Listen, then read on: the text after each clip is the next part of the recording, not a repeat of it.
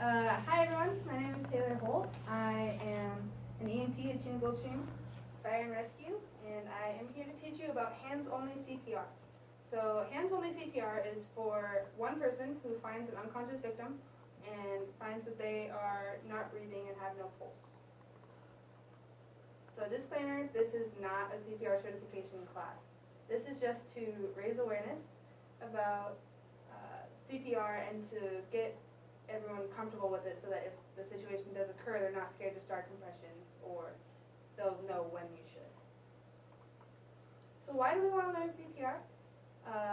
CPR is used to help treat cardiac arrest, which is an electrical malfunction of the heart that disrupts blood flow throughout the body. If there's no good blood flow, then the organs aren't going to work properly. There are over 350,000 cardiac arrests in a year that occur out of a hospital, and almost 90% of those end up with the patients dying. So this is just another reason that immediate CPR is the best way to go, because it can decrease, it drastically increases survival.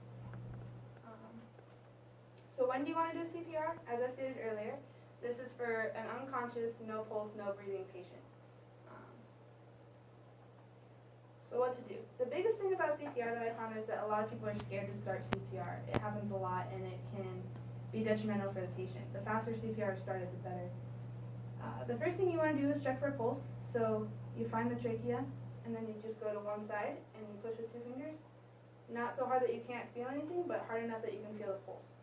And it should, if you feel nothing, then you listen for the breathing and call 911 immediately so that half the ambulance is on their way. When you call 911, dispatch will a lot of times talk you through this, but immediately begin compressions. So the compressions, why do we do hands-only CPR?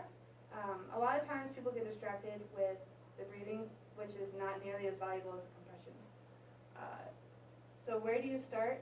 You place the hands on the chest, and there's a diagram that I gave you guys on your handout that shows where to place your hands on the chest and beginning compressions. They say to push hard and push fast at 100 to 120 beats a minute, according to American Heart Association.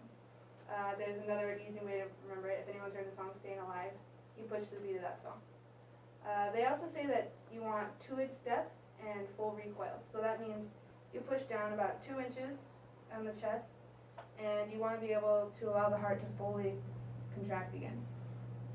And then you just continue at that same pace until the ambulance arrives or until the patient no longer needs CPR. A lot of times they'll push you off, they're awake. So this is the video of compressions being shown.